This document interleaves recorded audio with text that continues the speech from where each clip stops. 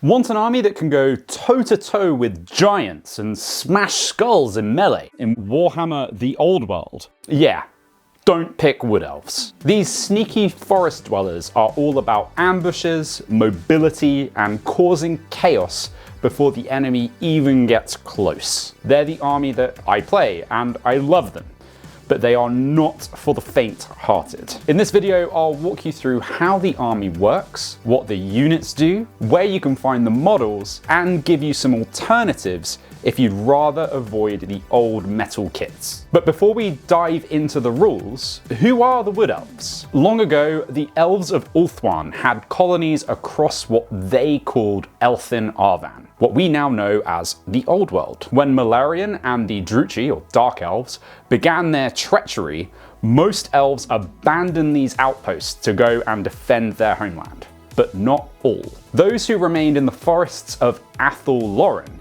declared independence and forged a bond with the spirits of the woods. Since then, Athel Loren has been guarded by the Azrai, the isolationist elves who care little for the fate of other nations. They follow Ariel, the Eternal Queen, and Orion, the King in the Woods, and travel the world through the ancient world routes, magical branching paths sprouting from the Oak of Ages at the center of Athel Loren. On the tabletop, Wood Elves play differently than most other Old World factions. Less about blocks of troops and more about skirmishes and hit and run tactics, baiting your opponents into traps. They're light, fragile, and unforgiving, but if you like a challenge, they're incredibly rewarding. So for this army guide, I won't be ranking units or caring about competitiveness. The meta shifts constantly and armies take time to build. This is being recorded shortly before the Wood Elves get their re-release into the Old World, so I don't have access to the Arcane Journal yet.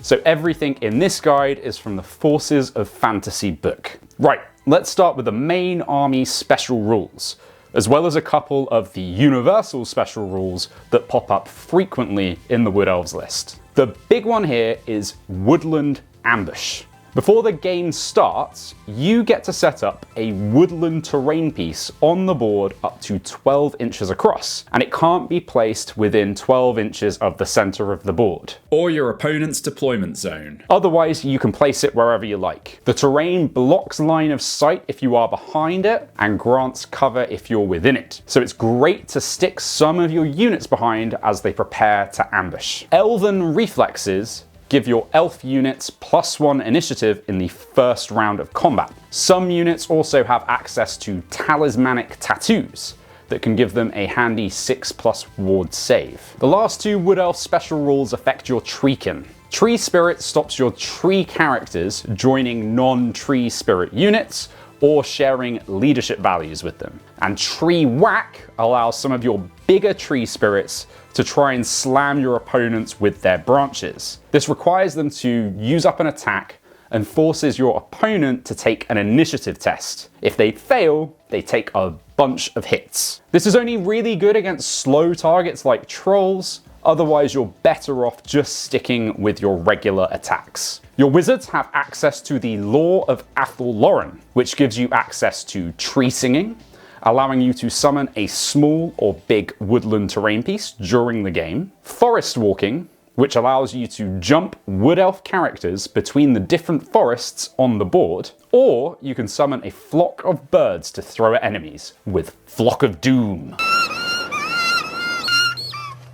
For the last of the Wood Elf special rules, all of your archers replace normal longbows with special Azrai longbows, which shoot further and have Armor Bane 1. You also gain access to 5 enchanted arrows that you can equip all of your units that have access to bows with. These become modifiers to the bow. So Arcane Bodkins gives extra armor penetration. Poisonous Hagbane Tips automatically wound on a 6. Swift Shiver Shards fire 2 shots instead of 1. True Fly Arrows ignore cover and allow you to move and shoot. And Moonfire arrows are magical flaming arrows. Okay, for some common universal special rules that are in most of your units, almost all your units have move through cover. which allows them to reroll difficult and dangerous terrain tests. Most of your units that have access to shooting weapons have access to the fire and flee reaction, allowing them to make shots as a charge reaction before running away, which can save some units. Just avoid doing this near board edges, as, speaking from experience, they will run off the board. Finally, most of your units are arrayed in open order. Open order units are intended to be more maneuverable than typical armored units. This means open order units get to make a 90-degree pivot at the end of their movement, as long as they don't march. Every army has access to unique upgrades and weapons. The Wood Elves are no different. The Spear of Twilight is a magic spear that has Killing Blow, meaning you kill infantry on a wound roll of 6, and it always wounds on a 3 or above, regardless of the target's toughness. The Blades of Loak are a pair of magic swords that turn a character into a combat blender. The Bow of Loren allows you to shoot multiple shots, but only one of the enchanted arrows. Then Asyende's Bane is a magical bow that allows you to reroll missed hits, but if you miss again on the reroll, you take damage. You have access to 2 bits of magic armor. Helm of the Hunt gives a small buff to your armor and increases the model's weapon skill and attacks when they charge. And Relarian's Mantle is a light suit of armor that gives the wearer a 4+ ward save when within 6 inches of a woodland terrain feature. You have 2 talismans, Mersu's Locus, which stops both you and your opponent gaining any strength advantages in combat. This may sound a bit pointless, but if you're using the Spear of Twilight, it makes much more sense. It always wounds on a 3 or above, regardless of the target's toughness. The Glamour Weave is a magical brooch that forces your opponents to take a leadership test, and if they fail, they can only hit you on a 6. Your banners can be upgraded to one of the 4 special Wood Elf banners. The Banner of the Wildwood gives a unit Fear, or upgrades a unit with Fear to cause terror. The Banner of the Hunter King gives a unit Vanguard, which allows the unit to make a move after deployment, but before the game starts. The Banner of the Eternal Queen gives a unit +1 to their combat resolution if they're within 6 inches of a woodland, and the Banner of Midsummer's Eve can ignore cover in shooting attacks. For enchanted items, one character can take the Wraithstone, which emits the screams of those killed within the forests of Athel Loren within 6 inches, applying a -1 leadership debuff. You can also take 2 different special arrows that are one-shot arrows. You can have access to multiples of these across your army, as they're extremely common. One of them is the Hail of Doom arrow that hits the center of the unit targeted and does a magical blast marker attack. Then the Wailing Arrow causes a unit to take a panic test, which, if failed, will make them flee directly away from the shooter. Finally, the wizards in your army can access one of 3 arcane items. The Deepwood Sphere does a magical attack to enemy wizards who cast spells near woodland. The Oaken Stave lets your wizard attempt to dispel 3 dice instead of 2, and with extra range when your wizard is near a forest. And the Wand of Witch Elm lets you reroll a failed casting roll if near a woodland. Finally, you can bring magical creatures in the forest to come and aid your army. These forest spites act like upgrades to your characters, and you can only take 1 of each of these across your army. Right, so for the units, you'll need to choose a general from one of the character units, and you can spend up to 50% of your army's total point value on these characters. So you can choose from Wood Elf Nobles. These are generally your combat elf characters. You can take as many Glade Captains as you like, and you can upgrade one to be your battle standard bearer. And you can also take 1 Glade Lord per 1,000 points. Wood Elf Nobles can shoot the Arrow of Kurnos before the game starts, a single strength 3 hit if they are within 36 inches of the opposing warlord. However, if you do shoot it, your opponent gets +1 to the dice roll to decide who goes first. This is pretty useful against low toughness warlords, and is a nice, scary thing to level at your opponent. The nobles can take a variety of weapon options and can ride elven steeds, forest stags, warhawks, and great eagles. But only the Glade Lord can ride a forest dragon. So if you want a dragon in your army, you need a Glade Lord. Forest dragons are big stompy dragons that come on a smaller base than other dragons in the game. So they're really maneuverable. They have the evasive keyword too, so they move if shot at. There are lots of convertible plastic dragons available, but a metal wood elf one is being re-released, and a number of metal wood elf nobles are available in foot and mounted forms. Although I haven't seen one mounted on a warhawk, so you may need to kitbash these. There is also a plastic wood elf archer from Curse City on foot that you can grab and use too. For wizards, you have access to a few different options. For your elven options, you have your level 1 and 2 wizards in the form of spell singers and level 3 and 4 spell weavers, and they can cast spells from the battle magic, elementalism, illusion, and high magic spell laws, alongside access to the law of Athel Loren. You can only take one spell weaver or Glade Lord per 1,000 points. They can ride warhawks, great eagles, elven steeds, and unicorns. There are a number of wizard models on foot and one riding a warhawk, but they're all metal. The only unicorn kit currently available is the resin Bretonnian character on unicorn. So you may need to wait for one if you want a unicorn, although you could kitbash one if you're comfortable working with resin.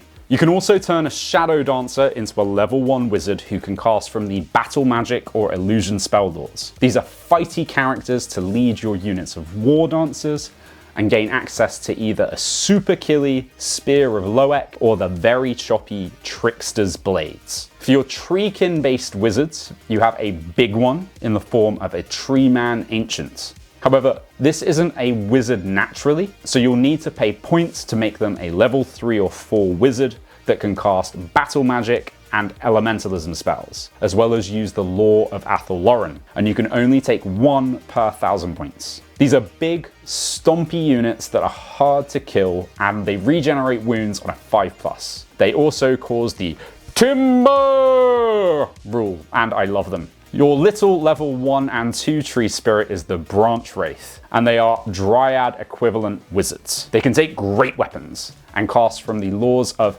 elementalism and illusion. For the tree spirit models, old metal versions of the Treeman and Branch Wraith are being re-released, but the Age of Sigmar Sylvaneth range has loads of plastic variants of tree spirit models for you to use, and a lot of them were originally released for Warhammer Fantasy. Finally, for your characters, you can take a Waystalker, a lovely little assassin character that can shoot at enemy characters it can draw line of sight to, ignoring bodyguard rules, and even shoot at champions embedded in units with their hawk-eyed archer rule. They can take the enchanted arrows, are super evasive, and just really very tricksy. They unlock the use of Waywatchers, which we'll get to shortly. A metal version of this is being re-released, but a good kitbash can work here too. Right, that's the characters. For your core, you need to spend a minimum of 25% of your army on the following units, with a minimum of 1 unit of Glade Guard.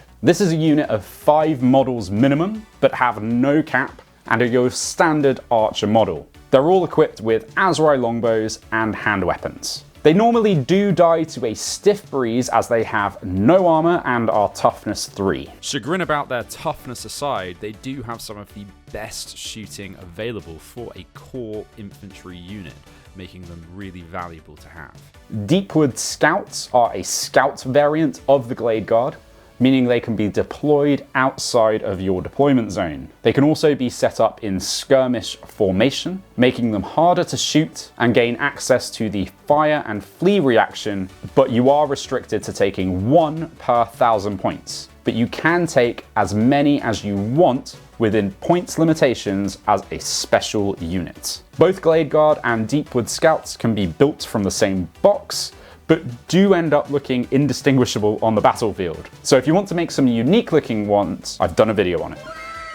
For non-archer foot units, the Eternal Guard are your armoured and shielded spearmen for engaging in combat. They come as standard with Azrai spears, which can not only fight in extra rank, but also gain extra initiative when charged. And when comboed with elven reflexes, mean they can actually be a bit intimidating to charge. They are also one of the few units in your army to be close order instead of open order. These are a plastic kit which can be used to make ranges, which I'll get to shortly. Your core tree spirit unit are Dryads. Toughness 4, 2 attack skirmishers. They're really maneuverable and can take a champion in the form of a nymph. These are currently available as plastic Dryads in the Sylvaneth range. Your only cavalry unit in core are Glade Riders. These are essentially mounted Glade Guard, so have Azrai longbows and can take the enchanted arrows. They come as fast cavalry, meaning they can still do a 90-degree pivot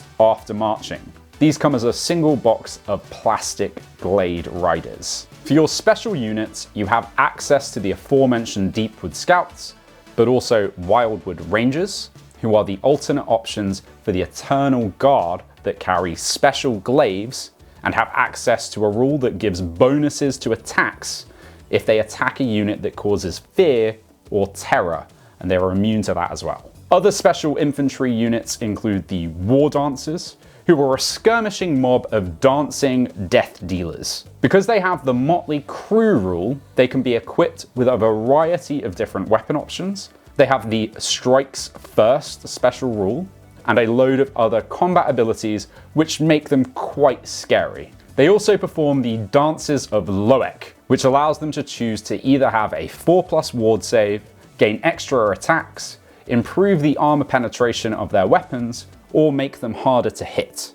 These are metal miniatures, but you could look maybe at using some of the plastic tree revenants from the Sylvaneth line if you want to avoid metal. You have two special types of cavalry. The hard-hitting Wild Riders, who have both the Frenzy and Furious Charge special rule, which essentially gives them loads and loads of extra attacks, and carry special hunting spears, which are extra dangerous when they have charged. Basically, don't get charged by these guys. They're horrendous. The Sisters of the Thorn are the other cavalry units, and they're really interesting. They have poisoned attacks, which includes the stags they ride. They carry Black Briar javelins, which allow them to march and still throw their poison spears. They have no armor, but have the special Daughters of Eternity rule, giving them a 4+ ward save, so they can be deceptively tough to kill. On top of all this, they can cast a bound spell from either the battle magic or elementalism spell laws. And if you have them include a unit champion, they cast it at level 1. And if you give them a standard bearer as well, that spell becomes level 2. The book currently says you get to pick the spell, but an FAQ has come out saying it now needs to be randomly generated. Basically, these are really fast, hard to kill wizards on stags. They're my favorite, and I love them. Both the Sisters of the Thorn and Wild Riders can be made using the same plastic kit, which is a beautiful kit, I think. The last kind of cavalry unit are the Warhawk Riders. This is basically a unit of 3 hawks with Glade Riders on top. So they have bows and spears, and can shoot the enchanted arrows as well. These are currently metal miniatures, although I have seen people kitbash Revenant Seekers to stay on plastic form. Last in the special units are Treekin. These are your biggest monstrous infantry unit that can take a bit of effort to bring down. They're toughness 5, can tree whack, and can make stomp attacks as well, which is always really handy. They have Armor Bane 2 as well, so they'll do extra AP on a wound roll of a 6. I assume some of the metal variants will get released, but most people will just use Sylvaneth Kurnoth Hunters. Lastly, for your rare units, you can spend up to 25% of your army on rare units. One of these is the Tree Man, which is the same as the character version, it just can't be a wizard.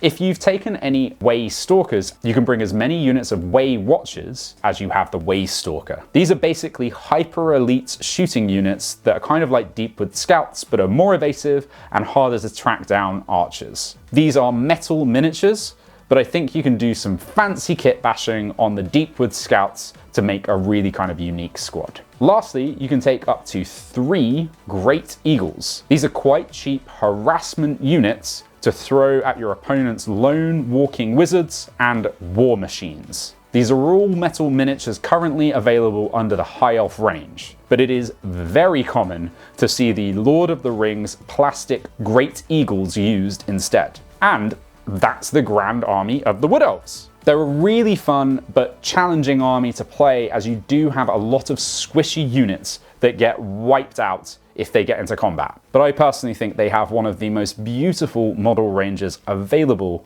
in the old world, and they're an incredibly rewarding army to play. Thank you so much for watching. Oh, and before you go, Kit Jam kicks off on Friday. 48 hours to kit bash something wild and win a £100 voucher. Details in the description.